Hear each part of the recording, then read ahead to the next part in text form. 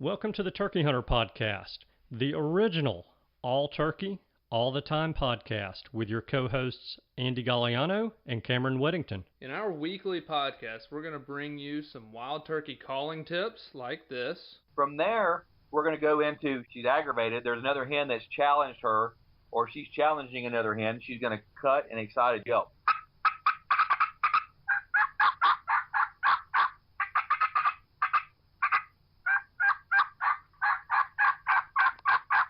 Advice from old pro turkey hunters like this. The turkeys typically don't like, I think, more times than not, to travel in an easterly direction into the sun first thing in the morning, especially after he gets up. It's a blinding thing.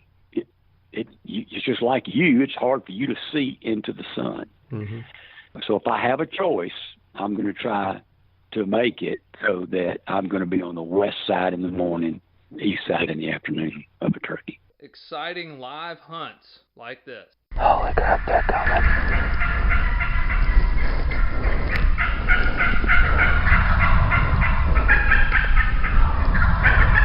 Holy cow.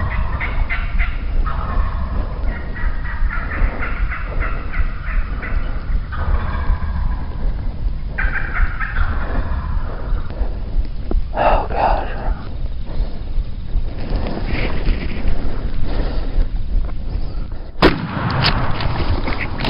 Then we're going to teach you how to cook your bird with advice such as this. With some fresh rosemary and garlic, and then cool that off and spread that along the inside of that butterflied turkey breast that we've seasoned on both sides. Wildlife management tips for your property, especially with turkeys like this. If you look at the type of habitats that turkeys need for nesting and brooding, that tends to be habitat that can be managed more successfully with growing season fire than with dormant season fire. And hopefully along the way, we'll get plenty of these. Well, on November the 28th of 1953, I was attached. When I popped out of my mom and the baby doctor spanked me on the bottom, I went, oh! And I've been doing it ever since. I like that. Thank you for tuning in. And now, for this week's show.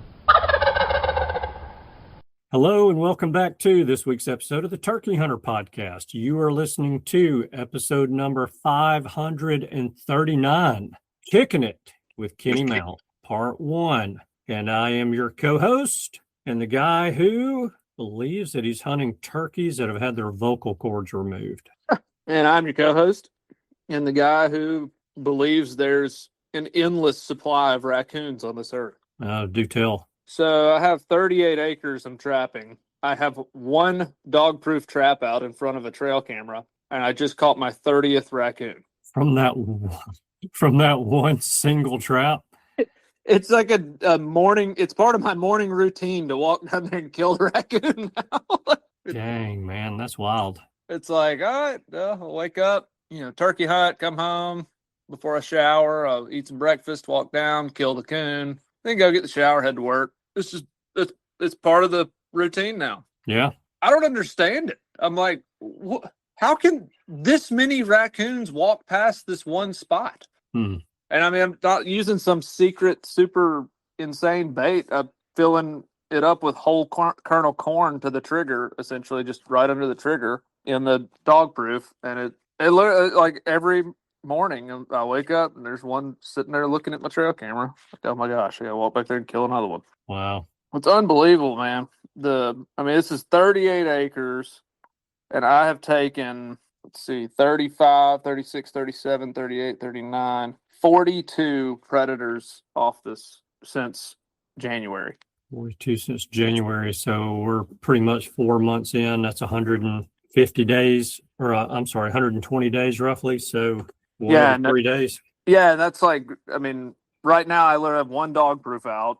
When I hit it hard, I had like 4 or 5 sets for coyote, bobcat. So I killed 3 cats, 2 coyotes, 2 skunks, 4 possums, an armadillo, and 30 raccoons. It's crazy. So I don't know. We'll see. If I can get a trail cam video or picture of a hen walking by with some poults here in a few weeks, I will be one happy dude. that'll make it all worth it. I've done a lot of habitat work, trapping, everything. I mean, I'll be so excited if I see some poults. Yeah, I bet. But It's always fun seeing those pictures or just getting to see poults after you put a little work into it. Heck, it's fun seeing them even when you don't put any work into it. no doubt. So your birds are just not gobbling. I don't know. I just don't know what in the world they're doing. I don't know how they learn this. I don't know why they continue to do it, but I'm thinking about buying some drones that explode on impact because I think that's the only way I'm going to be able to kill them. So they're gobbling a few times on the roost. They might gobble once, or some days none at all. Or on a good day, they may gobble 10, 12 times on the roost. And they will sit on the limb until they see a hen. Not until they hear one, and then fly down remotely close to them to where they hear the sound. Sit on the limb until they see a hen, lie down to the hen, and never gobble again. Today is the first day I've heard a turkey gobble on the ground in 10 days. Wow. I've heard, I guess I'll say, I haven't personally experienced this, but I've heard a lot of reports like that this year. People, the gobbling has been very strange and kind of off this year. Hasn't been the case for me, luckily. So, yeah. Everyone else seems to be doing that. Well, I am really thinking about taking up knitting, cross stitch, maybe bocce ball since I'm old and Italian. I don't know. But I do enjoy a spring morning. Man, you can't beat them. I mean, no matter what, everything's alive and happy for the season of life right now. So everything's just singing. It's great. Yeah, it is. It is. And the weather this year has been, at least here, and I think all the surrounding areas, it's been probably the best weathered spring ever. I mean, it's like not too windy, been beautiful bluebird every day.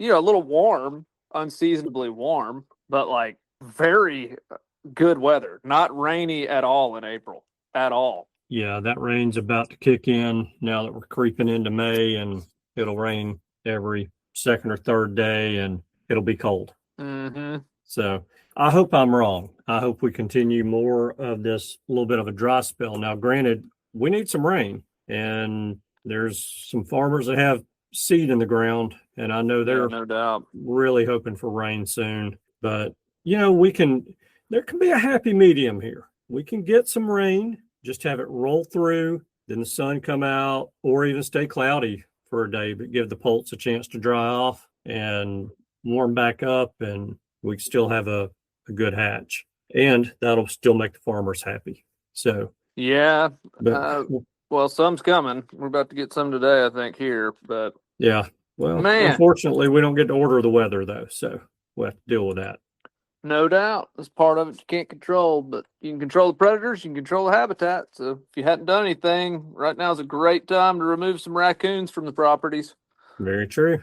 I mean, it is it. I'll go ahead and pull the favor of the week to the front right here. Get out, catch a coon, save some poults. Right now is a great time to do it. If your state allows it, a lot of them are starting to put a cell camera on that dog-proof trap, and man, it makes it easy. You don't have to go walking around, driving around every day. You can check it remotely. Yeah, I tell you, I missed in the past, I think 4 days, I've missed running over a raccoon in the road and a possum in the road. So just started the day off poorly then if you missed. Yeah, I'm telling you. Yesterday, I have no idea how I did not hit that possum because he was walking, he's coming from the other lane into my lane, got right where my tire was going to go through, go down the road, the path that was going to take down the road, and stopped and turned and looked at the truck like, here I am, take me. Missed him. Don't have a clue. So I got one coon so far with the truck. And then good. I got a turkey that morning. I knew it was a good sign. Yeah. I knew it was a good sign. Well, we got us a great show this week, a very popular guest, backed by high demand, Mr. Kenny Mount. And not gonna lie, it's a little bit of the same that we've done in the past. It's kind of our annual grievances. It is that. But I'll tell you one thing. He asked great questions, and he asked a lot of questions of me and you. And he just has an interesting way of looking at things. Yeah, You know, I think people so, like it. yeah, different take on things, a different opinion, and I'm definitely not saying it's wrong by any means, because it gives you stuff to think about, stuff to ponder on. So it's always good having Kenny on. He's a heck of a nice guy, and I like Kenny a lot. I'm glad he decides to join us on the show, or agrees to join us on the show. But good dude. Man, yeah. Well, let's hop in here and do it. So we're going to do 2 parts again. It was a long, long interview, which is great. And so we'll do part 1 this week and part 2 next week. And I guess with that, we'll see everybody on the other side. And I have not even had time to think about going hunting with the workload here in the past couple weeks. And, man, it's so stressful because you wait all year for this. Yep. It's literally like Christmas for a young child. And as you get older, obviously responsibilities mount, and man, you have to make hay when the sun shines in my line of work. And it's so frustrating because like a month ago, I could have gone anywhere I wanted to. And here we are, looking down the barrel of a loaded gun, and the workload is I can't even see over it, Oh, yeah. My question to you is, did you let it out into the world that you were going to sneak off to go hunting? Because I've noticed. No. Yeah. No. See, I've noticed over the years, if I let that out into the world, No. it is a guarantee that the world will say, hey, look over here at my hand. See these 2 fingers on the left side of my hand and these 2 fingers on the right side of my hand? They're bent down. You know what you're left with? No, if you let the cat out of the bag too early, you're digging your own grave. You got to play it smart, but unfortunately, sometimes you have certain instances where you're dealing with work, where you're working with deadlines on certain things, and you have to say, okay, guys, if you want to meet this deadline, we're going to have to speed this up a little bit because you're about to lose probably a whole week of me being at your beck and call because I'm going to try to clock out. But I don't know, man. Taking time off sometimes can be more stressful than just staying at work, if that makes sense. Oh, yeah. The week's coming back. Man, so I don't know. Yeah, it's frustrating. To hop on this moaning train with y'all, I deal in investments, and it seems like for whatever reason, the annual recession that is going to happen somehow occurs in March and April. Yeah. It's funny how things work, man. If it was like, mid-January right now and I needed to go turkey hunting, it probably wouldn't be near as complicated to line it up. But oh, yeah. It's funny, man. It's funny how it goes. Like my lady, she's always like, this happens every year and you react like it never happens. I'm just like, I can't come to terms with it yet. I'm just not there. Yeah. So are you going to get to go? Are you starting your season off next week? That's been the plan, but I mean, it's like when I was planning on leaving, it's not going to happen now. Well, let's see, tomorrow's Wednesday, and I haven't even had time to think about packing a bag or even going through anything. Or, I mean, it literally, it's like showing up for a final and you studied, maybe 10 minutes in the hall before you walked in the exam room. That's kind of what I feel like right now. It's frustrating, man. It's like we get off the phone tonight, I got to get back at it, and it's I don't know. Hey, I'm just glad I got the option to be busy because it's dead on right there. Life would be a lot harder to turkey hunt if. Of course, man, I asked a friend of mine today. It seems to me now. Of course, I could be wrong. That when turkey season starts, there's just an astronomical amount of people that's all they do is get to hunt all season. I'm like, what did they do in life I took a wrong turn somewhere because a lot of these guys are young and, are older. And I'm like, they just travel all spring turkey hunting. Like, A, what kind of women do they have? B, who's paying the bills? And like, I need to find one of these careers where I can drive brand new, expensive vehicles, live like a king, and literally take 90 days off a year and then come home and still have my family in my house. That sounds like a hell of a deal. I'm going to go with answers to that. A, what kind of women do they have? They don't. B, where'd they get it from? Trust money, inheritance. There you go. I'm There's my starting to final think. answer. I think that I actually said that to somebody lately. I'm like, there's more kids out there with family money than I ever realized. And hey, not picking on it or anything. Wish I had it, but because you're right. That's the only explanation for these guys hunting, 25, 30 states a spring. Like, who the hell do they work for? You know what I mean? Wow, sign me up. Yeah.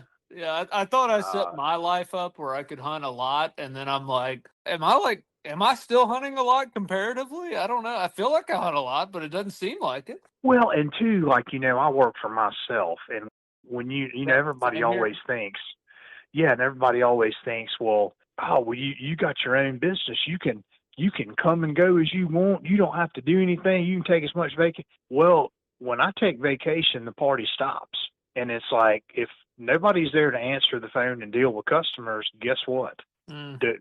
Everything comes to a screeching halt. And if you can afford to miss a couple phone calls with a potential customer or a customer, sometimes that can be enough to create a big issue, Yeah. So one big positive for that part, though, is that, had you had your same job 50 years ago without technology that we have these days, you wouldn't have been able to have the freedoms you probably have. Because that's what I see in my business. I mean, I can pull up accounts and tell people their returns and stuff from wherever I am in the world. Man, technology has really freed me up. You can't argue with that at all. That's where you do love. That's where a cell phone and smartphone and all that is actually advantageous. The problem with that is, though, and I'm sure you boys fall into this trap too, is when it dawns Monday morning, during turkey season and I'm in the woods, for some reason my mind, even though I'm turkey hunting, I know it's Monday. Well, you know what everybody's doing on Monday, right? They're working. Yep. So in my mind, it's in like, okay, the clock's on, everybody's on the field, we're playing ball.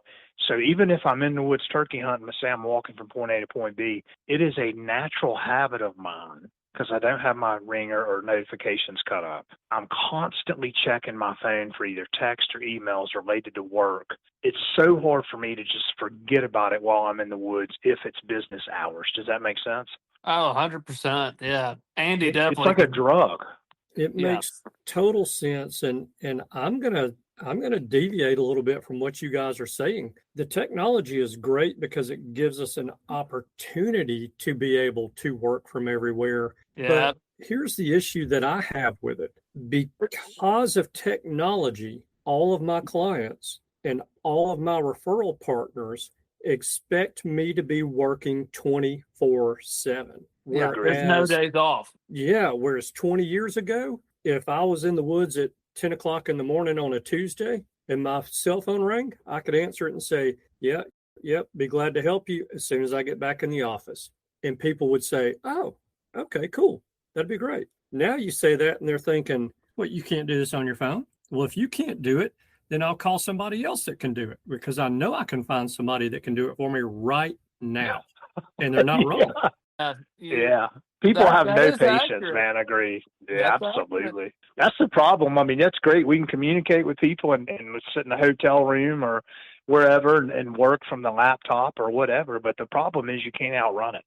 And it's hard to, people don't really believe I didn't have service or, I didn't know you were trying to get me. A lot of people are thinking, oh, that's bogus, man, because there's not many places you can go without get some kind of a service. You go a mile here, a mile there, but that's the worst part. It's hard to outrun it. It's hard to outrun being responsible. And that kind of is hard for me at times. Yeah.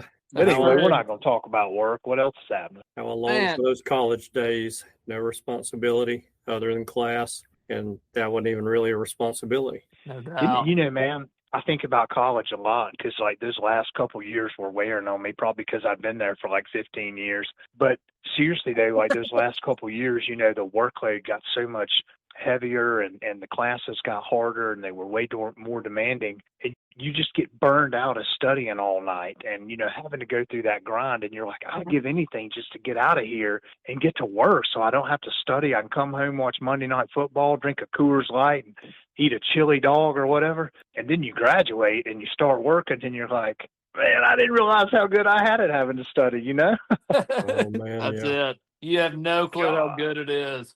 I know. I tell kids now, if I ever talk to them, they're like, yeah, I'm so and so. And I'm like, well, look, bros, just like that super slam thing we've talked about a million times. I'm like, slow down, go at your own pace, because once you get out, it's over. Yeah. It's over. That's it. That's it. Oh, man. Man, so Kenny, one question I had for you, this year, you mentioned you may be going next week. How do you feel about the 9-day ban of non-residents in South Florida? Man, it is such a when they started talking about it, I remember after, what year are we in, 26? I remember after the 24 season, the way it started down there with the volume of people and stuff down there, like I'm thinking, okay, somebody's cut the volume up because this is impressive.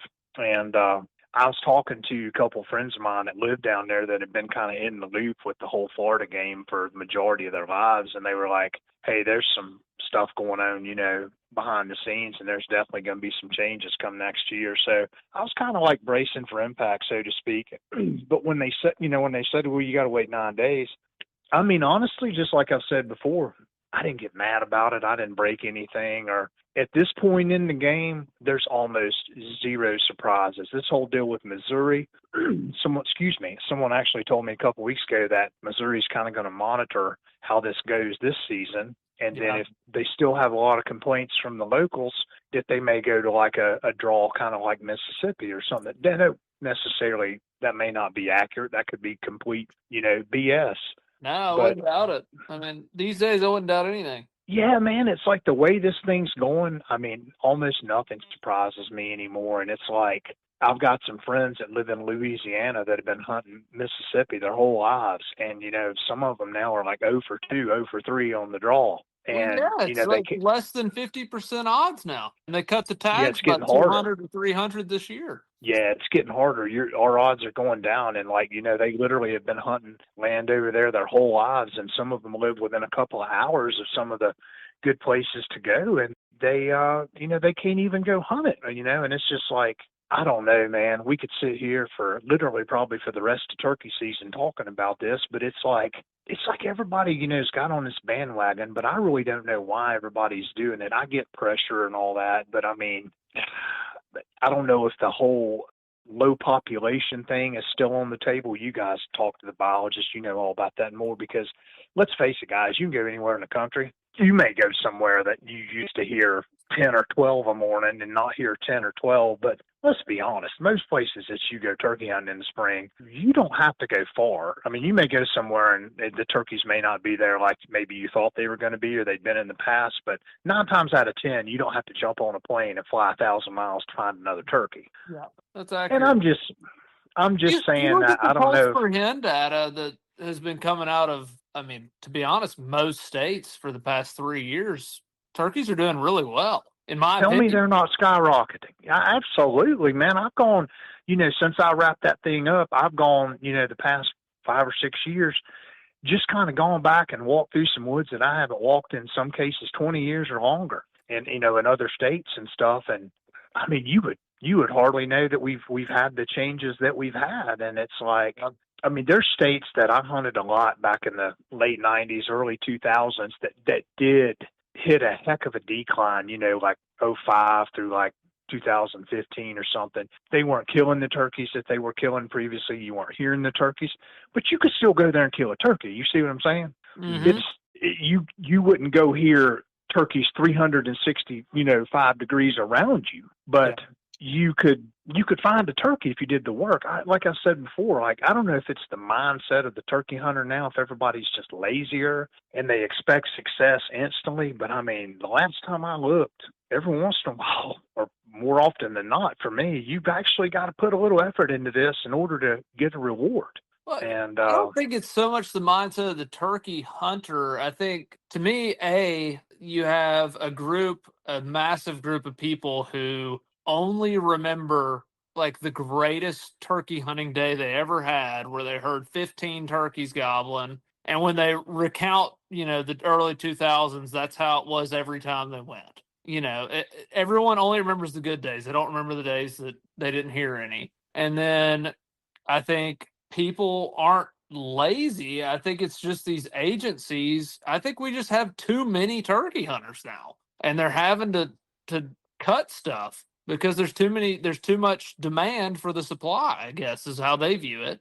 Man, I agree with everything you just said 100%. And yeah, I mean, the volume of people getting in it now and the volume of experts that we have and this whole, like we said on some of these podcasts in the past, it's so trendy now to turkey hunt. And it's like, I made that comment before to you guys. I mean, there's almost like a blueprint. And let's just say that you actually had to go to a sporting goods store instead of buying stuff online like we did back in the day. You walk in there and it's like, okay, it's like McDonald's. You're going to get combo, 1, 2, 3, 4, 5.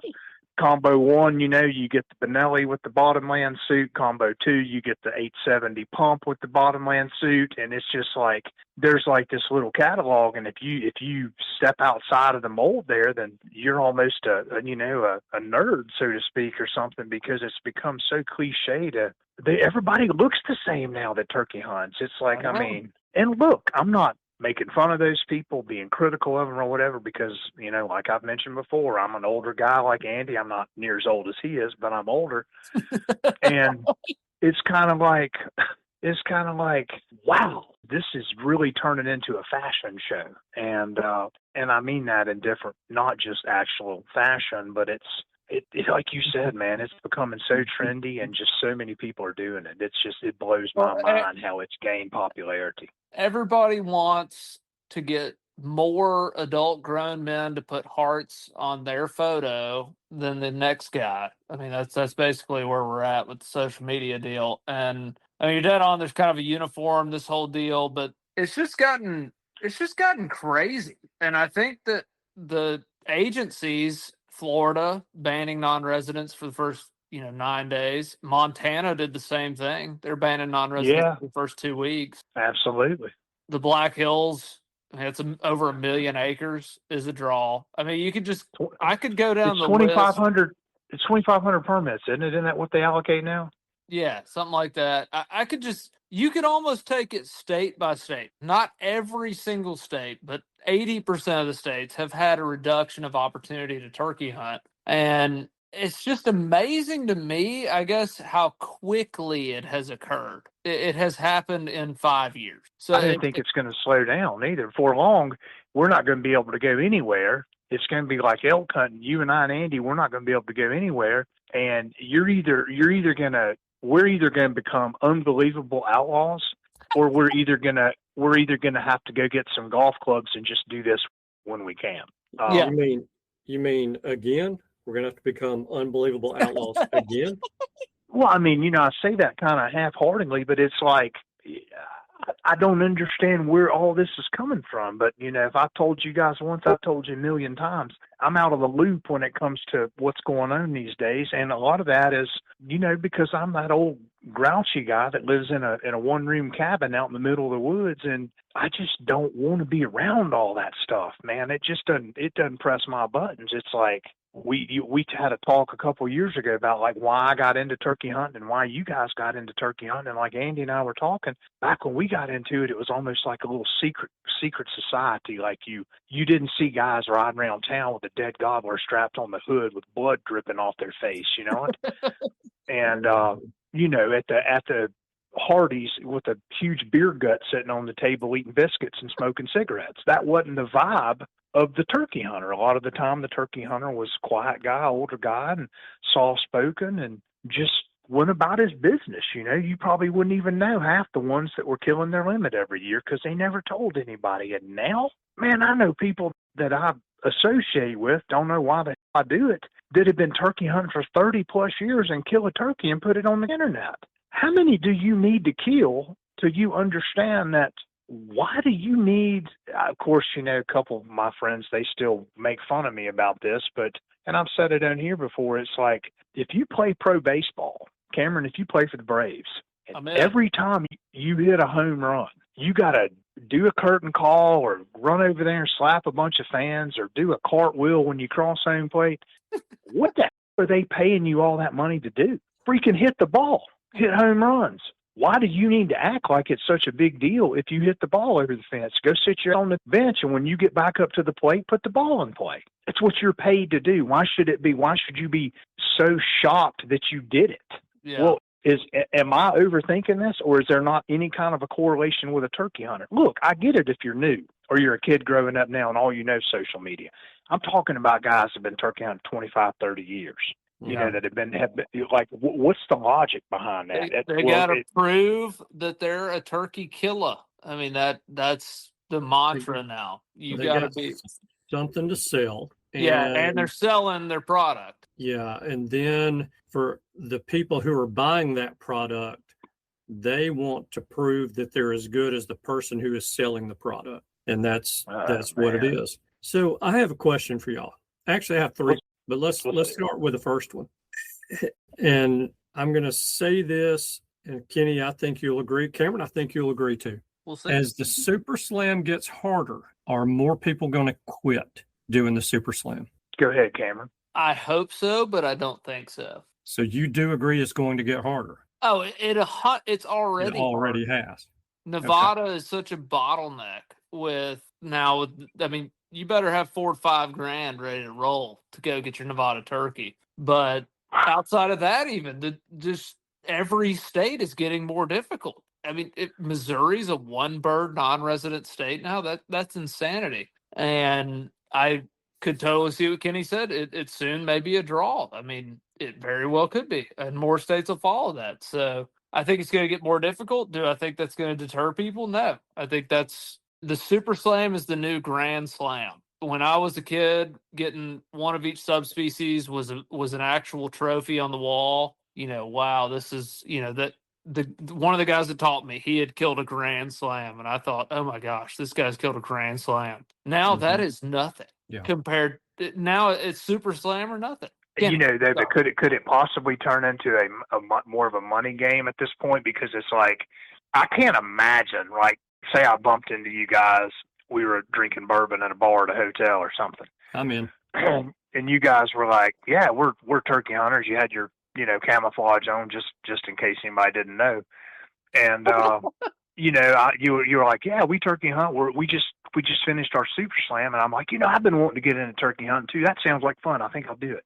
I can't imagine right now how different it would be from when I started and did it. And the same with you two, because places that I could just get in a truck or jump on an airplane and go hunt, you can't do that anymore. And it seems like as each year passes, we're losing more and more opportunity, or it gets more and more, you know, complicated to do it. And I'm like, I've thought about this numerous times about your question. Like, if somebody's starting that thing this year, it's, you know, I say that, but it seems to me if you were operating and you didn't have trust fund money or private modes of transportation or all these things some of these guys have, if you were just doing it, let's just call it like a blue collar approach, I think it would be far more complicated. 100%. So I don't know, Andy. I don't know if people will keep following it and trying it like they have been the past, 5 or 10 years or whatever. But I definitely think some people stay in it. But it may become more of a guy with the deeper pockets game. I don't know. It's, in my opinion, it's already there. Well, I mean, Nevada is the guy with the deeper pockets. It's what I mean. I'm not trying to name drop anywhere, but like, what did a tag used to cost there? Probably less than $1,000 for a landowner tag, and now you're looking at $4,000 to $5,000. Yeah. I mean, is that fair to say? I must have got lucky. I didn't have to pay anything to go hunt Nevada. Yeah, but I did it a long time ago I drew a public too. Tag, but that's also impossible now. It's tough. Yeah, absolutely. But yeah, I mean, we're unbelievably fortunate. Can you imagine telling some kid now that you didn't have to pay money to hunt Nevada? Wow. Yeah, I know.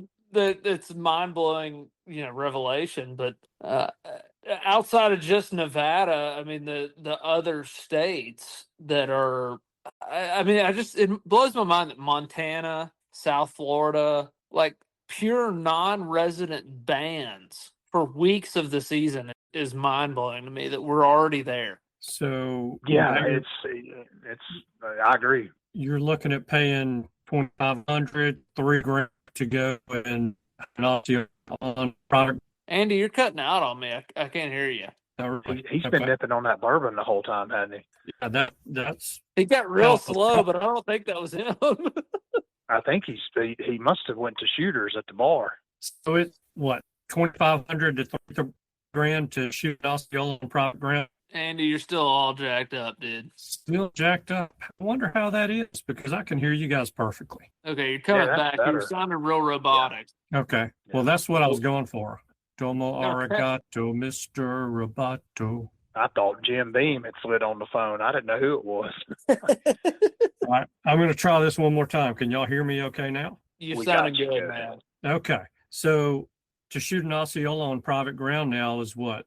2,500 to 3 grand? Easy. 3,500? Easy. What is it? It's been years since I've hunted on private ground in Florida. Yeah, I'd say that's with like a suspicious outfitter. Yeah. I mean, the ones that are well known to actually be good are all over that, if not more. So Wow. that compared to the slim chance of getting drawn for public ground. So it has totally become a money game. I mean, it definitely has, and the state agencies are showing that. I mean, what's Missouri this year? $300 and some odd to kill one turkey?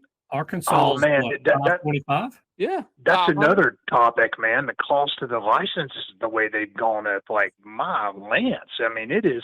Isn't that crazy? That's I guess a totally different topic for another day, but it's like, golly, man. Yeah, they're just going to stick it to us here in the next few years. It's going to be, we're going to pay it because we want to play. Don't get me wrong, but it's almost comical looking at how people are just, one guy does it and then everybody else just jumps on the bandwagon. If I hunted Mississippi, Arkansas, and Missouri this year, I would pay roughly $1,200 in license cost Only. to kill 5 turkeys. Yeah. In just the license cost. If I needed private land or whatever else to help me, that would be an addition. But just license, I mean, that's a humongous increase over the past 5 years. Unbelievable. The first time I ever hunted Missouri, it was under $100. How about that? Yeah. That's ridiculous. That people who just heard that, you just like their minds just exploded. Yeah, like and then it went to $1.25, and then it was $1.25 forever. And I don't even know when it went up to what it was. What was it, 200 and something last year? I can't remember. It's over 3 now. Missouri would it's over 3 now. almost pay you to come to Missouri to shoot turkeys years ago. Man, that's crazy. That's just wow. Yeah, and did you say Arkansas was 500? Yeah, it was over Wow. $500. Over 5. Yeah. Wow, I haven't been. That's getting up there. That's where you finished things, wasn't it, Kenny? Yeah, I haven't been back since. I want to go back, but I hadn't made the round to there yet. But yeah, that's the last time I was there, and that's been 7 years ago. Nice. So, yeah. So my second Finished question, in a good time, my friend. my second question for you guys is this: Cameron, you're almost through. Kenny, you're through with your slam. What would be harder? Your opinions. There's no right or wrong answer. What would be harder, to kill a turkey in every county in your state, or to kill a turkey in every state that has turkeys? County. Yeah, I'm racking my brain on doing that because there's some counties in Alabama that I'd say a large majority of them that I'm not familiar with at all. So if you just held a gun to my head, I'd probably say the county in the States. Oh, I mean, God. what is Kenny, there, 67 in Alabama? That would be way harder. 67 in Alabama, and not all of them have public ground. Absolutely. So there goes the whole outlaw thing back on the table. Yeah. Now I'm getting interested. Mm-hmm. Yeah. See, we can't outrun that. There's a common denominator here, and it's just not looking good. So, my whole thing is, and look, I love to travel. I love to see our country. It is amazing from one end to the other, east, west, and from north to south. It truly is vast. It's beautiful. The people are either insane or they're amazing, and it doesn't seem like there's anything in between. But let's get, just as far as the hunting goes, let's get original. Let's try to do something different. Everyone wants to go and kill a turkey in every single state. And I just think if that's where your bar is mentally, to say to yourself, because you're the only one that really cares about it in your world, think about that for a second. But if that's where your bar is set for you to think that you're a great turkey hunter is to go kill a turkey in every single state, I guarantee you there's something harder out there. Oh, without a doubt. Yeah. Find that something harder and go do that. Go shoot one with a hickory limb and some deer sinew and some handmade arrows and broadheads that you napped out. Go do that in every county. I mean, if you came to me and proved that you had done that, I would say, holy cow, you, without a doubt, are the best turkey hunter I've ever met. Because isn't that what everybody, not really. I didn't do it for that reason. I didn't do it so people would think I was a great turkey hunter. I did it because I love to travel and I love to turkey hunt. But I can still travel within my state and turkey hunt. I can travel within the Southeast and turkey hunt. If you draw. And yeah. But I have enough friends that are spread around the Southeast now that have private ground opportunities for me to go and hunt that I could call and go do that. That's just me personally. Not everybody has that opportunity. But, I just look at this like, what is the true reason that we as hunters are going to try to do the Super Slam? And is there something, if it's to try to prove we're the best turkey hunter out there, well, I think we're going to have to do something vastly different to prove that to anyone. That's I've, not to interrupt, but I've never ever thought about anything related to this whole sport as to be competitive with somebody else. Amen, brother. Amen. Yeah, I think the best turkey hunters that I know are very competitive people. I've never met Cameron. I don't know anything about him other than what I talked to you guys about. But I could tell you after I talked to him 5 minutes on the phone the first time, he's a competitive guy. Like if Cameron and I were to line up and play football against one another, he's going to try to hit me as hard as he can every play, and vice versa. But you can just tell some people are competitive. And a lot of the guys I know that turkey hunt that are really proficient at it, they're just competitive people. But that can be misleading. That doesn't mean cocky and arrogant. You can be competitive and not wear it on your sleeve. And like when I told you guys originally that what stirred my even attempting to kill a turkey in every state was riding from here to Vermont with Dave back years before anyone knew who Dave Owens was, before there was ever any videos or anything like that. As far as he had some videos on YouTube, but he wasn't trying to do like what he did. And we had a long car ride and he was chasing it pretty hard, and we got to talking about it. And, I'd always traveled and I was like, man, that'd be fun to do. And it was never like, I got to do this to show so-and-so I'm better than him or anything relevant to that. It was just a personal goal that I wanted to achieve. And then once I got to looking around, like I mentioned to you guys, nobody around, maybe somebody had done it, but it wasn't public that anyone from Alabama did it. So if there was any competitive drive for me to ever do it, I was just like, you know what? I think it'd be pretty cool to be from Alabama and do that. That's the only, and maybe that is being competitive, but I never viewed it like, I'm going to show you. It was just like, that was the motivation I needed to kind of do it. It was like, and then once I started doing it, it was like, this is fun. But if it's gotten competitive now, which I'm sure it has, because, you got to be the youngest guy to do it. And you got to, man, the volume of states some of these dudes kill a spring, it blows my mind. Yeah. Think about how hard would it be for either one of y'all, and y'all are probably getting ready to put me in my place, to go hunt 25 states this spring. It would not happen. It wouldn't happen for me either. Think about the planning, the cash, and everything that goes into that. Even if you killed a turkey the first morning in every state, which that's going to be hard to pull off, in my opinion, you still got to hit it pretty right. I know spring's long, but especially if you're doing a lot of driving and sleeping in the car and all that, 25 states of spring, that's hammered down right there. And that's impressive. Kudos to those guys. But the volume of people doing that now is just, like Cameron said earlier, it blows my mind how many people do that a year. Yeah. I don't know It's how impressive. they do it. And you hear of It really is. new group of people every year who do that. It's unbelievable, but I heard a podcast recently about a kid who just finished it. He was in his early 20s. And he said on the podcast he didn't even get serious about hunting turkeys until he got out of high school. Well, he probably learned from YouTube. Do the math, boss. He went from being a casual turkey hunter to completing the U.S. Super Slam in less than 5 years. Wow. That's cooking with gas. I mean, it's pretty much where we're at. I mean, it's the amount of information that's available is on next level. I mean, if you need to learn to be a turkey hunter, it takes what, 5 hours of YouTube? 4? I Oh, it's don't know. unreal. It's unbelievable. It's unbelievable. All the It secrets really are out. There's nothing left. Maybe a few things, but it sure seems like there's just nothing left that's been unsaid at this point. Andy, you had 3 questions. You hit us with 2, didn't you? I hit you with 2, but as you mentioned earlier, I'm older than you. And maybe the bourbon has helped a little bit. I don't remember what number 2 was. I got one. gave I you got one for y'all then. Okay. Oh, Kenny always brings some questions for us. Bring it He on. does. He does. Is that a bad thing, or do y'all? No, I mean, I No. love that. Bring it. You're the Okay. only guest that does that. yeah. I mean, and no offense to some of the people that get interviewed on these podcasts, because it's like I'm surely to God we're never ever going to throw names out there. I really don't have any to be exact, but some people that get interviewed on turkey hunting podcasts don't need to be interviewed. I'm like, my God, I don't know how you guys sit through some of them, but anyway, I got one for you. So about the turn of the year, every year when the turkey videos start dropping on YouTube.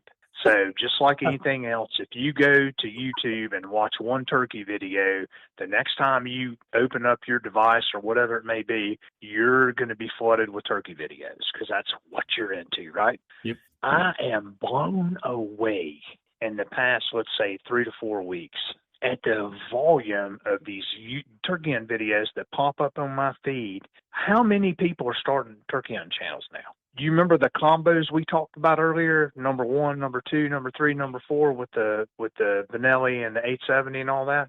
Mm-hmm. Every one of those has got a GoPro mount that comes on the vest, on the shoulder of the vest. Those are mandatory now, by the way. If you buy a new turkey vest in 26, it's coming with a GoPro mount on the shoulder, whether you like it or not. And you're going to get a vlog camera and all this, a tripod and all this stuff too is mandatory because, by God, we got to have a YouTube channel. And look, I have no problem if Andy wants to go film his hunts. But really, I don't have a problem if you want to go put them on YouTube. It's free country. You do what the hell you want to do. But here's my question. What is the motivation for all of these people to start these turkey hunt channels? What drives them to do it? Do all 500 new outfits that are on YouTube this spring, do they think they're all of a sudden going to be able to quit their job and make a good living filming turkey hunts, that it's going to be just a easy, lucrative path to the outdoor industry? Is that the motivation? What is the motivation? I don't know. I think a lot of them do. I think a lot of them Really? think that, and that's their end to be on XYZ outdoor company, camouflage, gun, just side by side, whatever, pro staff. Because the market is so flooded with this stuff. Back when Dave kind of hit with the Pinhoti videos, there was only a couple guys doing it, and there weren't everybody didn't film their hunts back then, and I'm not saying he was the originator, but he was earlier on in the turkey hunting game. I mean, you had guys like Waddell and Culpepper and people like that who'd been doing it forever. But it seems like the transition was just kind of going from some of this old outdoor TV shows over to YouTube. But now there's so many kids on there with these hunting channels now, and not being, rude or anything, but you can watch one episode if you can stomach it or get through it and realize that these guys don't have a lot of experience. And there's nothing wrong with that. We all have to learn and climb the ladder, but I don't know. I'm not going to go try out for the New Orleans Saints unless I played a couple years of college ball. You know what I mean? You need to crawl before you walk. It is wild to me. I mean, it is truly wild. Like what you described is so common now. I mean, my nephew, for instance, watches this Kendall Gray, who's a YouTuber with hunting and all this stuff, and he watches it like it's a religion. And I looked at this guy's channel. He has 1.4 million views of him turkey hunting. I mean, that's strong. That blows my mind. Yeah. That blows my mind. It has just escalated so quickly where there are a humongous segment of people who want to be quote unquote influencers in the turkey world. Exactly. And I'll be the first to admit, I was at one point headed in that direction, and I immediately quit. I've deleted social media, and I'm not doing it anymore. I enjoy my spring turkey season so much more without posting my freaking turkey kills to the interwebs. It is just, I don't understand it anymore. I did it one time, so whatever. But I just cannot believe the volume these people are getting on turkey hunting. And then to back it, you have our, quote unquote conservation organizations saying we need to recruit more hunters. Yeah. And it's like, what? We're getting our throats cut here turkey hunting. I mean, we're losing opportunity every year. It seems like I'm losing an opportunity to go turkey hunt somewhere. Meanwhile, the conservation organization is telling me that R3, we need to recruit, retain, and reactivate. And I'm like, no, we don't. Leave those people alone. Let them be out. I mean, why do we need more people? I don't Anyone understand. that tells you that we need more people turkey hunting, it's just it's a money driven agenda on their behalf. That's all that is. They're gaining something out of, through some kind of a sales or whatever, memberships to this or whatever, because anyone in their right mind that thinks we need more people turkey hunting, they've lost their mind. I haven't been to the NWTF show, and God knows it's been years, man. But, a bunch of guys I know go and hang up there and socialize and all that kind of deal. And I heard this year that it was just so crowded, you could barely move. It was just, this, that, or whatever. And there's just, it's like the dynamic of the show's changing because of people have said, and none of this may be fact, I'm just kind of relaying what I heard from a few different people, that there's so many social media influencers there. And the whole vibe has kind of changed. It's not necessarily, of course, everything evolves. I understand that. Nothing stays the same. But that it's changed so much, and it's so much more about the social media influences and stuff than it, back in the day, you would go to that show and there would just be tons of call makers, and you didn't have near, from what I've gathered now, the riffraff that you have. And, it sounds to me like the Unicoi thing now is kind of like taking the place of the call maker aspect of what the NWTF show used to be, years ago. And it seems like it's turning into a big production, but it's kind of just following the sport, in my opinion, because the sport's turned into a big production. It's just a fair representation of the whole thing right now. It's I don't know, every time you guys interview me, this thing just gets negative. I bet nobody listens to this crap anymore. It's like, God almighty, this dude needs to cheer up. And you know what? They're right. But it's like, it's frustrating. Cameron hadn't been hunting near as long as Andy and I have, and you've already seen how bad it's gotten. So that's bad when you have a more narrow window of experience than we do, and you're already complaining about it. Then maybe our complaints, are valid if that's the case.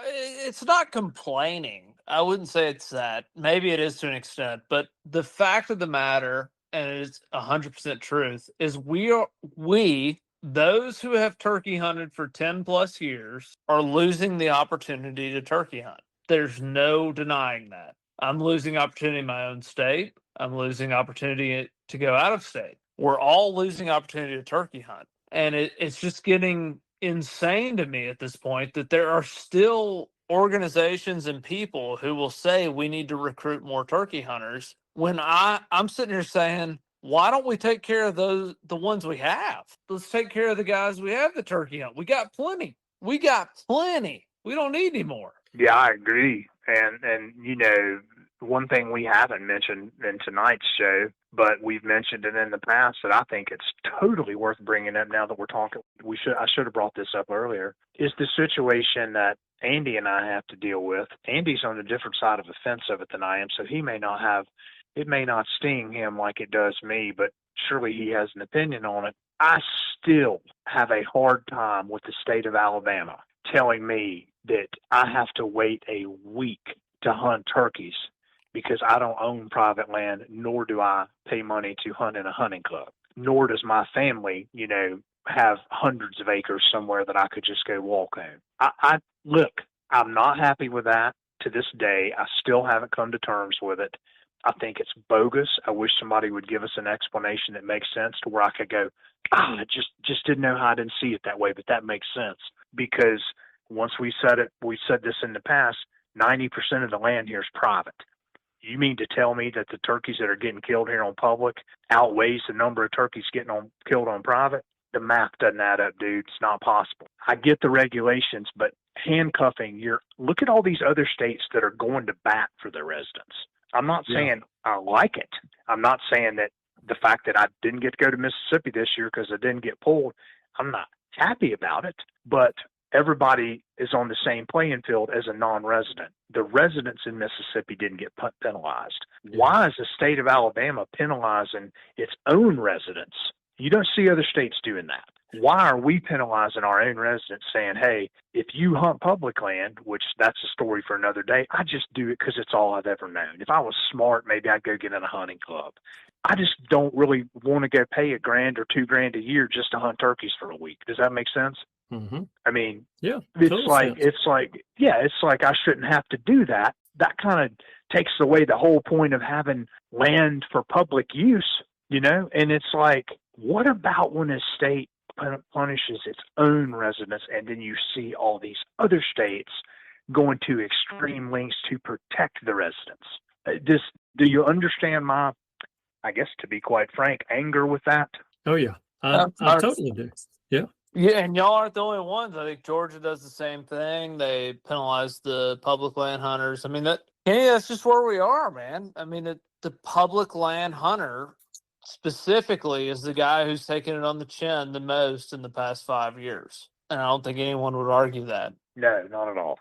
And I think part of the blame is truly to be on the YouTubers and the fact that we and myself and people who have proclaimed the Super Slam, it took that is what just set a fire underneath the amount of people who are doing this right now and want to do it on public land. And I mean, that's just honesty. And me having some guilt in that, being in some of those videos, I don't disagree with one word you said. I mean, I think not one bit. I mean, I think that quite honestly, the whole YouTube thing has brought let's see if I can break this into percentage. I may be going out on a limb here, and this may stir the pot with a lot of people, but I would say it's at least at fault for 90+% of what we're dealing with now, or possibly higher. Maybe you guys disagree, but I think it's No, I completely agree. I mean, to be completely honest, like Florida, let's just take an example. Big Cypress in Florida is now non-residents are banned for 9 days. One of the major sections of that WMA is now in a quota, the bear section or whatever it's called. I had never heard of Big Cypress before I saw you and others hunting it, and that was on YouTube. And now it is a household name. Everyone knows about that place. And everybody goes there. and everybody used to go there before they were banned from going there. Yeah, and you know, how can anyone like myself, who, you know, it is hard to sit here and you know that you have been in some videos that, you know, were placed that place down there specifically, because that's the only time I'm on a video anymore. But trust me, I know where you're going with it, and I'm in agreement. I mean, it's a hard pill to swallow, and I don't know, man. If anyone thinks that stuff is not, you know, part of us being where we are with all that, then they need to take the blinders off. You know what I mean? Yeah.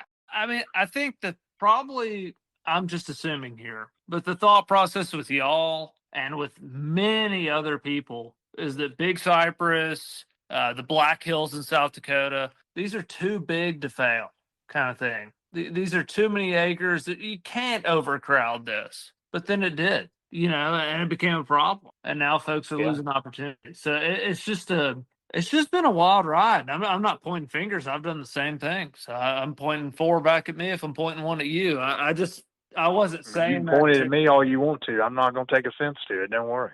Yeah, I'm not trying to point fingers at people. I'm just saying the way the world is right now, I cannot imagine as a YouTuber naming states and specific places at this point and not expecting consequences. Like, if I'm a YouTuber and I'm going to post my turkey hunting videos, At this stage of the game, I can't say a word about where I am, not even the state. There's too many people involved in this game. If you're going to post videos, you need to just post them. We're hunting Merriam's today, and that's all you need to say. You don't need to say where you are. That's it. If you got to do it, that's all you need to do. And that's just my opinion. But I mean, what do you think about that? Does that not seem like a reasonable ask? Well, I have noticed some of the guys on there have definitely slowed down and changed their tune. Now, does that mean everybody's followed? Absolutely not.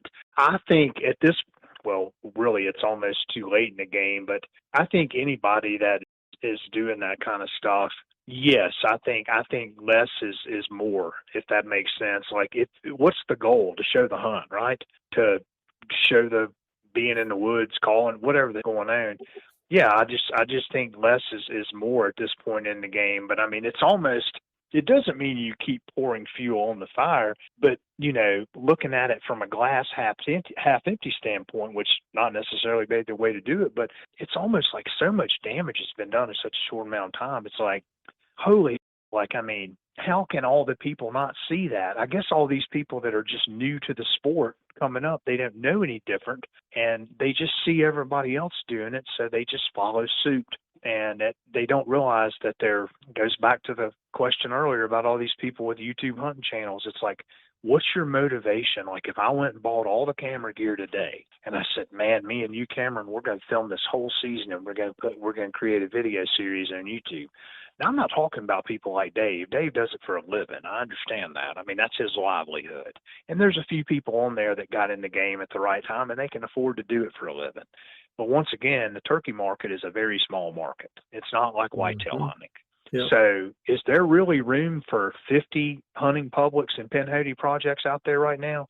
I mean, like if you and I wanted to go start a channel tomorrow, do you think within a year from now we're going to have, or 2 years from now, we're going to have so many subscribers and so many views, you can quit your gig, I can quit mine, we can go both make $300,000-$400,000 a year, and we can hunt all we want to, and then just live the life of luxury the rest of the year based on our YouTube turkey hunting videos? I'm not saying that's not possible. I'm not saying that at all. But if every Tom, Dick, and Harry's doing it now, is the market not a little saturated right now for that? Like, how much room is there for another hunting public right now, or something like that? Because those guys rack the views up because they've got such a base built off whitetail hunting. So their turkey videos don't get near the views that their deer videos get, but they still get an astronomical amount of views for a turkey video, right? Still huge. My point is, I mean, those guys are huge. Pinhoti's huge, obviously. This Kendall Gray guy, I haven't watched any of his stuff, but I'm just telling you, my nephew's addicted to it and over 1 million views. That guy's apparently huge. It's like I hear of a new YouTuber every day that's freaking huge, and it's almost like I still think a lot of the majority, over got to be 75 or 80% of them probably couldn't do it for financial gain, if that makes sense. Yeah. Correct. Yeah. So what do you do it for? Well, you get people who put hearts on your stuff, and it gives you a dopamine hit. I mean, that's what it is. It's notoriety, isn't it? That's all it is. It's just you want to be recognized and you want somebody to give you a pat on the back. It's a scientific fact at this point that social media, when you post something and people heart it, other grown men are putting a heart on your photo, it's a dopamine hit and you're getting that satisfaction. And so people are just addicted to it. That's what it is. Yeah, that's got to be it, man. 100%. It's weird. Like, I mean, I can't imagine if I put a picture of me and a turkey and I saw a heart pop up from Andy in the bottom right-hand corner, I'd be like, man, Andy needs to go get some help or get checked out. But then I would need to go look in the mirror, because if I was dumb enough to put something on there, I'm in the same boat and I need to go get looked and checked out myself. Don't be playing hard to get. I know what you would think if you saw that I'd hearted a video that you put up. Oh, man, remember those little heart candies they had in elementary school that had the little slogans on them, like Be Mine and all that, the Valentine's candy? Yeah. God, I miss those days. I'd give anything to just get a note from my lady, even if it said something bad on it. At least I'd be excited until I opened it up, Yeah, that's true. That's true. Even if it just had 2 letters and one was F and one was U, you'd be like, hey, at least it's something. if she took the time to do that, that'd be a step in the right direction, even if that's what it said, 100%. Yeah, without a doubt. Yeah. So with all of this being said, and us talking about how there's so much information out there for people who are new to the sport or picking up the sport or whatever else, and as bad as we've talked about them in this episode because they suck and they're new and they're getting into turkey hunting, and I was kidding when I said all that because we don't really think that of you at all if you're new and getting into turkey hunting. But I have a hunting question for you because I think we all look, we've all got these, we talked about it earlier, we've all got technology in our back pocket or in our turkey vest that is our telephone. A mini computer now that's better, faster than a laptop was 20 years ago, and it fits in the palm of our hand. We have all this technology on it to be able to look and find a tree that a turkey is roosted in. Okay, maybe it's not that good yet, but give it a little while. So in looking at these map apps, what is it when you're looking at a piece of public ground, Kenny, that you look at and you say from your house, without having ever stepped foot on that ground, what is it that you look for where you say, I want to go here, and you start dropping pins? Why do you want to go there? Well, now, this is kind of going back to the whole name and states deal, isn't it? No. I mean, it's kind of like you're asking something that, like, do you want to tell everybody that doesn't know what to look for? Do you want someone to actually have to learn what to look for? No, I want you to tell me so that Cameron and I can get some tips and we can cut this part out of the show. Don't tell him, Kenny. No, I mean, I'm just sitting here thinking, like, you guys have been doing this long enough. You know what to look for. I know what to look for, but I know a guy that's really gotten into it the past few years that I know, and he doesn't know what to look for. And he's always making the comments like, I don't know what I'm looking for, like, looking at maps and all that. And, the devil's sitting on one shoulder and then the angel's sitting on the other. And it's like, the angel's like, well, why don't you help him and kind of, show him stuff. And then the devil jumps in and say, well, wait a minute, you just don't give out information like that. I mean, let's go back to Cameron's comment. Hell, all he's got to do is go to YouTube and look it up, and he'll have it figured out in a couple of minutes. But quite frankly, like, the old school side of me, which I want to, prevail in most situations, that's just something you need to go learn. I mean, just figure it out yourself. I mean, you don't need somebody like me telling you, because I may look for stuff that you don't look for. But I mean, I remember looking at, what about topographical maps? Let's go back to the old days. And I don't expect anybody to answer this. Cameron probably never even held a topographical map. But like back in the day, Andy, like, what did you look for on paper maps that weren't even shaded? Of course, you could understand elevation by the lines. I get that. But were there things on just paper maps that stood out to you that said this area is worth looking at? No satellite imagery, nothing digital, just a white piece of paper, or, the old green tint of the old USGS topo maps. Like, were you able to look at those maps and put yourself in turkeys? Man, so I'm going to tell you a quick story. That's got to get you excited, because it gets me excited thinking about it, about how fun that was and how cool it was.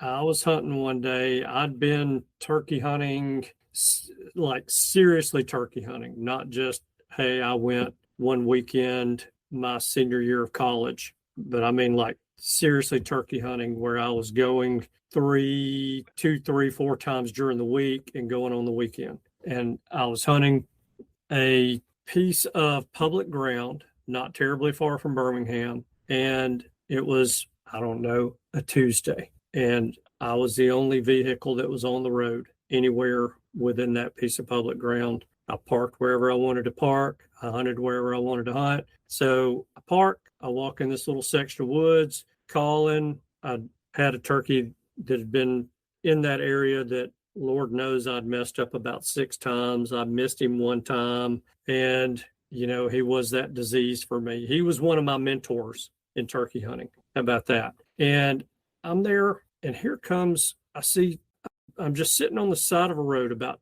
15, 20 feet off the road, and I'm just trying to figure out, is that turkey still here in this area?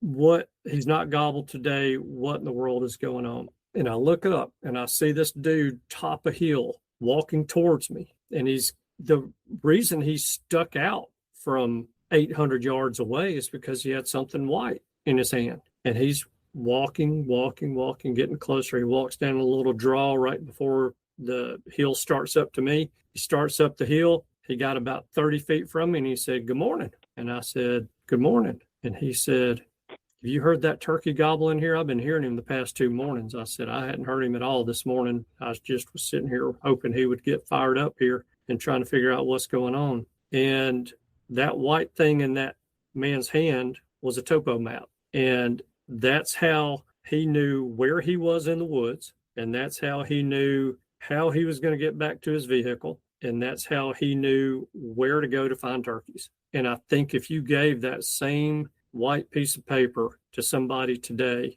and that's under the age of 40 and said, "Show me where you might find a deer or show me where you might find a turkey just by looking at this, and then show me where you park and show me how you're going to get back to it," I think their heads would just literally explode.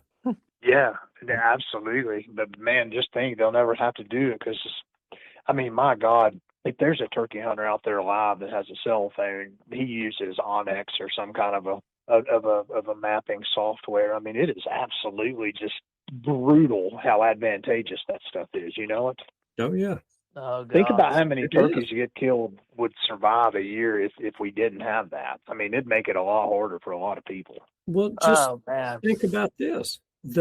Think about how few people would be traveling out of state to turkey hunt, deer hunt, elk hunt, coyote hunt, shoot prairie dogs, whatever they're traveling out of state to do. How many people would not be doing it if it were not for Onyx? How many 'Cause they would people say- do you think we could go drop them off? Like, I don't know, let's just say the Black Hills, since we've been talking about that place. We could just go drop them off at, on the road before daylight and say, we're going to be back here at noon. And, don't even give them a map or whatever and let them go get on a goblin turkey and then find their way back to the road. How many of them do you think could just take a piece of paper on a paper map and point exactly where they were and where the turkey was? And I mean, I would think probably more people than not, I would hope, but I have been in the woods with people before that they may be great turkey callers, they may be great turkey hunters, but they just don't have a sense of direction. I kind of think it's like a good musician or something. You're either, obviously practice makes perfect, but you either have that seed in you or you don't. I mean, some people just could get lost in their own house. And I'm married to one. I can tell you that's a fact. Me too. And, you have some people that just can go through the woods and walk at one time and they'll never, ever have an issue there again.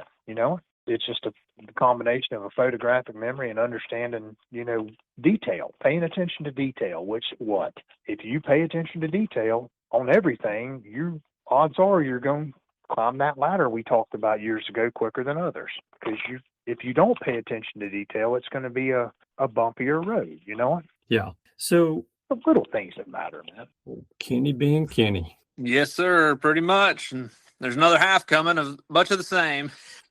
Yeah. I think in the second half, if I'm remembering correctly, he mentioned something about, "Man, I'm sorry to be so negative." And then he just keeps right on going. Basically, if you are someone who hasn't just started turkey hunting in the past 10 years, it's just time to be negative, I guess. I don't know. Yeah. People everywhere, you lose an opportunity left and right. Bag limits cut, season dates change, quotas. I mean, I got to say, there's a lot to complain about these days. But like I told Kenny, I guess it was not this call, but the one before a year ago. We still have it better than a lot of the guys did, 50 years ago. We still got plenty of turkeys to hunt. We still have a lot of opportunity to go. So while it's not what it was, and there's an unbelievable amount of people doing it, it is still good. The opportunity to go turkey hunting is still there. Yeah.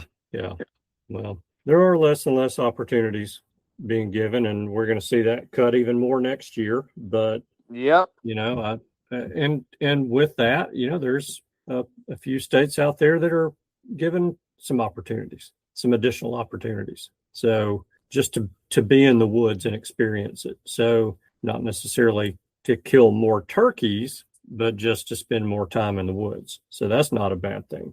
but I don't know. I see the trend continuing. I don't see it changing anytime soon, and It here will we not. are. We're going to have to deal with it. It's where we are. That's it. You got to deal with it. That's where we Yeah. are. I think the latest thing I've heard, Mississippi will be cutting their bag limit for non-residents next year. Mm-hmm. And it'll be one for non-residents in the month of March, and you can get a second one if you stick around during the month of April, and that'll be that. So it's just yet another one. So $450 if you want to go down there in March and get one turkey. If you draw, you can spend $450. Yes, you do. I mean, and all of this has happened in like 6 years. I mean, it's crazy. Yeah. Crazy. But anyway, and then also Wisconsin, I'm hearing a lot of grumblings of change maybe coming to Wisconsin for the non-resident, which I kind of think we all knew was coming. Yeah, it was a matter of time there. Yeah, matter of time everywhere. So we'll keep everybody updated on any changes we hear. Maybe we'll do a soup episode or something after the season, after a lot of these regulations get changed, and that way people know. We can do that, and it may not be a bad idea to try to get some people in from the game and fish departments, wildlife departments from those states that are making those changes, and just talk about it. Yeah, not a bad idea at all. It's always interesting hearing the take on it because, from what I've heard, the hunter satisfaction in Mississippi from the residents is not very high, and they're making changes to try to remedy that. Yes. And that's admirable. You should take care of your residents. Yes, no doubt. So, no doubt. We'll see. No doubt. But yeah, so you've thrown a favor of the week out there already. I'm just going to throw a little secondary favor of the week, and that is if anybody has any good YouTube videos that I can watch to really help me hone my bocce ball skills, send those on over to me, Andy@IamTurkeyHunting.com. I'd greatly appreciate a link to those. I'm thinking I'm going to try to go pro or at least semi-pro in bocce ball. And, if you're going to go big, man. That's all I can say. Heck yeah, man. Well, good luck in your bocce ball endeavors. And thank you. I know I'm about to hit the road. I think you're hitting the road soon. So hopefully we'll have some turkey stories coming up. And good luck to everybody that's out there turkey hunting. We're well into the back nine in a lot of places. Some haven't even started the first inning yet, but we are on the back nine in most of the Southeast. Yes, we are. So get out there if you hadn't #tagged out already. Get out there and enjoy some more spring mornings. It's getting late, but it's still a beautiful time to be in the woods. Amen to that. No doubt. All right. Well, all right, man. Wrap us up. Yeah. Thank you guys so much for tuning in this week. We know that you have choices. We appreciate you spending your time with us. We hope you have a wonderful week, and we look forward to seeing you again next week. Goodbye. Goodbye. Thanks for tuning in. You were just listening to the Turkey Hunter podcast. If you enjoyed the show, please go on over to iTunes and leave a 5-star review. And make sure to head over to www.IamTurkeyHunting.com to subscribe for free turkey hunting tips, tactics, strategies, and product reviews to help you have a more successful turkey season. And stay tuned for upcoming episodes on hunting afternoon birds, how to film your hunt, and the breeding cycle of hens, as well as some guest interviews. Thanks again for listening. We know your time is valuable, and we appreciate you sharing some of it with us. See you next week.